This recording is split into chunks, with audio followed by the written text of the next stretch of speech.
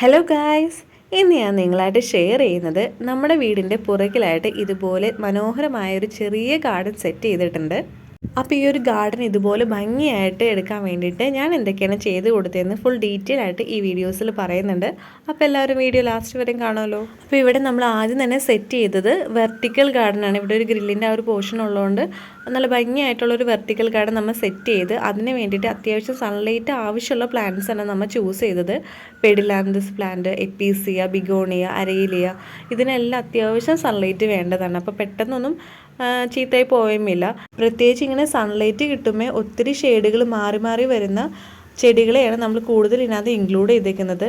അപ്പോൾ നമ്മുടെ Pedilanthus plant അതിന് പെർഫെക്റ്റ് എക്സാമ്പിളാണ്. ഈ ഒരു പെഡിലാന്തസ് പ്ലാന്റിൻ്റെ പ്രത്യേകത എന്ന് പറയുന്നതാണ് ഈ സൺലൈറ്റ് കിട്ടുമ്പോൾ അതിനകത്ത് ഇങ്ങനൊരു പിങ്ക് കളറിലെ ഷെയ്ഡ് വന്നു തുടങ്ങും. നല്ല ഭംഗിയാണ് ഇങ്ങനെ ഡബിൾ ഷെയ്ഡായിട്ട് ഇങ്ങനെ നിൽക്കുന്ന കാണാൻ. അതുകൊണ്ട് തന്നെ ഇതിൻ്റെ 3-4 ചെടിച്ചട്ടിയിൽ നമ്മൾ ഈ വെർട്ടിക്കൽ ഗാർഡനിൽ നട്ടു കൊടുത്തിട്ടുണ്ട്.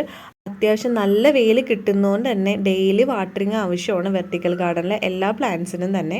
അതുപോലെ തന്നെ നന്നായിട്ട് വളം ഇട്ട് കൊടുക്കണം, എന്നാൽ മാത്രമേ ഇതുപോലെ നന്നായിട്ട് ചാടി വലുതായി വരുള്ളൂ. എപ്പീസിയ പ്ലാന്റിനായാലും ബിഗോണിയ പ്ലാന്റിനായാലും വളം മസ്റ്റാണ്, എന്നാൽ അത് പൂവിടുള്ളൂ.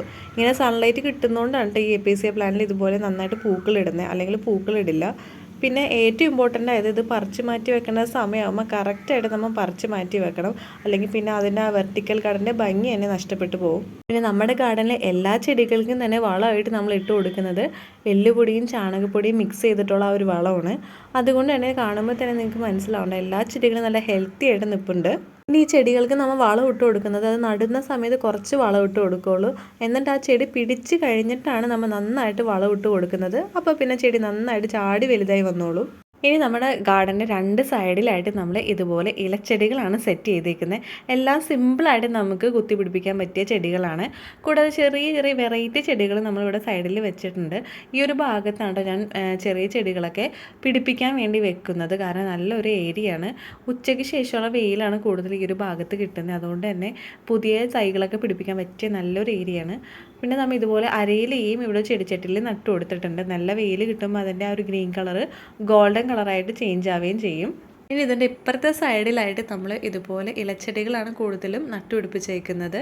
അതിൻ്റെ ഇടയിൽ കുറച്ച് പൂച്ചെടികളും ഇൻക്ലൂഡ് ചെയ്തിട്ടുണ്ട്, നമ്മുടെ വിങ്ക പ്ലാന്റ് പോലെയുള്ളത്.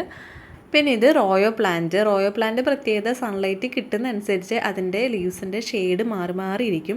ഇപ്പോൾ തന്നെ നിങ്ങൾക്ക് കാണാൻ പറ്റുന്നുണ്ടാവും, പല പല ഷെയ്ഡുകൾ വന്നുകൊണ്ടിരിക്കുകയാണ്. നന്നായിട്ട് വെള്ളം ഒഴിച്ചു കൊടുക്കുന്നുണ്ട്, കാരണം സൺലൈറ്റ് ആവശ്യമാണെങ്കിലും വെള്ളം കുറഞ്ഞു കഴിഞ്ഞാൽ ലീവ്സൊക്കെ വേഗം കരിഞ്ഞു പോകും. ഇവിടെ ലീവ്സൊക്കെ കരിഞ്ഞ് ഒരാൾ ഇരിപ്പുണ്ട്. നമ്മുടെ ബാൽസം ചെടിയാണ്, നന്നായിട്ട് പൂ ഇടുന്നുണ്ട്, നല്ല ഹെൽത്തി ആയിട്ട് വരുന്നുണ്ട്. അറിയാമല്ലോ ഇപ്പോൾ നല്ല വെയിലാണ്, അതുകൊണ്ട് തന്നെ നമ്മൾ ആ ഒരു ചെടീൻ്റെ ഇവിടെ നിന്ന് മാറ്റിയാണ്. പിന്നെ സൈഡിലൊരു ചെറിയ പൂവിടുന്ന റോസാപ്പൂവിനെ നമ്മൾ നട്ടു കൊടുത്തിട്ടുണ്ട്. ഇതുപോലെ വെറൈറ്റി മിക്സ് ചെയ്ത് പൂച്ചെടി ഇലച്ചെടി നമ്മൾ ഈ ബാക്കിലെ ഗാർഡനിൽ ഇൻക്ലൂഡ് ചെയ്ത് നല്ല ഭംഗിയായിട്ട് സെറ്റ് ചെയ്തിട്ടുണ്ട്. ഇലച്ചെടികളാണെങ്കിലും അതിൽ കുറച്ച് കളർഫുള്ളായിട്ടുള്ള ഷെയ്ഡുള്ള ചെടികളാണ് നമ്മൾ കൂടുതലും ഇവിടെ ഇൻക്ലൂഡ് ചെയ്തേക്കുന്നത്. ഇതുപോലെ കണ്ടില്ലേ, എല്ലാ ചെടികളും ഓരോ വെറൈറ്റി കളേഴ്സാണ്. അപ്പോൾ എല്ലാത്തിനും നമ്മൾ ഈ സെയിം വളം തന്നെ ഇട്ട് കൊടുക്കുന്നത്. പിന്നെ ഏറ്റവും കൂടുതൽ ശ്രദ്ധിക്കേണ്ട കാര്യം ഡെയിലി വാട്ടറിങ് മസ്റ്റാണ്. എല്ലാവർക്കും തന്നെ നമ്മുടെ ബാക്ക് ഗാർഡൻ സെറ്റ് ചെയ്തിരിക്കുന്നതും അതിൽ ചെടികളുടെ വിശേഷങ്ങളൊക്കെ ഇഷ്ടപ്പെടുന്നു കരുതുന്നു.